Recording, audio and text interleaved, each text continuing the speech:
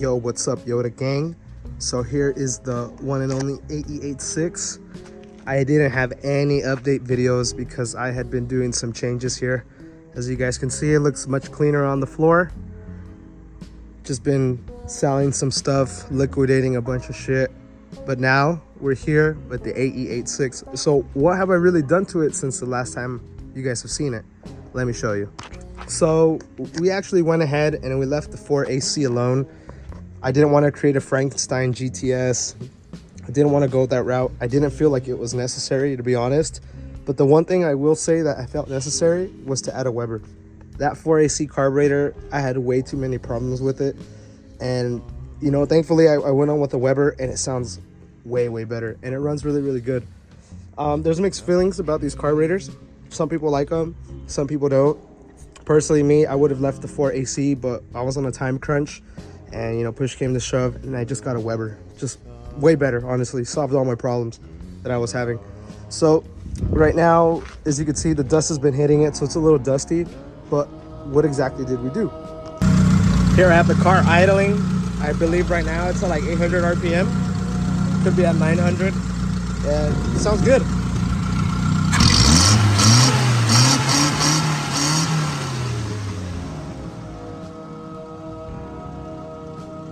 So I actually went ahead and redid the whole power steering system. I added new crush washers, the fluid, vapor blasted the whole assembly, resprayed, you know, all the bottom end of it, redid the lines going all the way to the manual rack or the power steering rack, and pretty much just drained all the bad fluid out, redid it, and plug and play, super easy, very nice.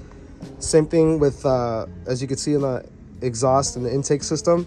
Vapor blasted that, redid everything, you know, put the new donuts for the exhaust, you know, did everything here, new gasket. We have the fucking carburetor here, the Weber, and we did all the nice upgraded stuff, so that was really cool. As far as the block itself, right? So for the block itself, people ask me a lot, hey, what did you do to it exactly? I tore it down to just the long block, meaning the head and the block. So with that being said, new oil pan, new straightener, the gasket. I'm trying to think what else exactly I did. Oh, water pump, oil pump. And keep in mind, these are all factory parts. You're using either Aisin or Toyota, which is practically the same thing. All made in Japan parts.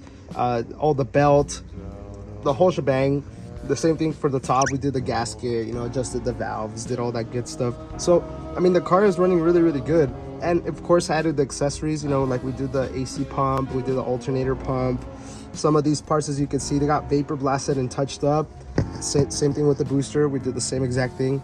Our fuel system, I went ahead and redid the whole fuel system because I thought my original carburetor was having a clog.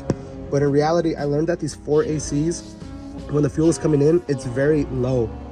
It's not a high pressured like fuel pump, because it's getting controlled through here, right?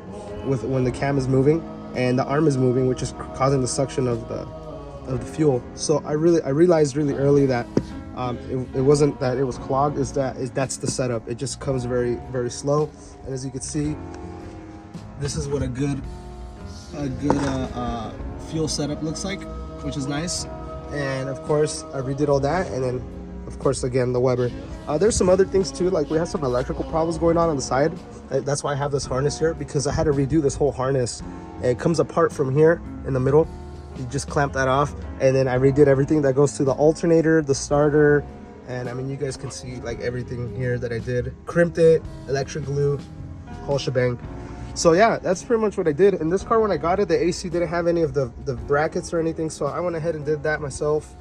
And of course the cooling system, all these are brand new hoses all around, and all the stuff you can get on Rock Auto. It's not no crazy website. And that's pretty much it as far as what I did here on the engine. I just tore it down to the long block, pulled everything off, put everything back in, and it's running tits now. So I'm actually really happy with how this car came out. And of course this car is for sale. So if you guys didn't know, I'm actually selling this car. I'm asking $10K.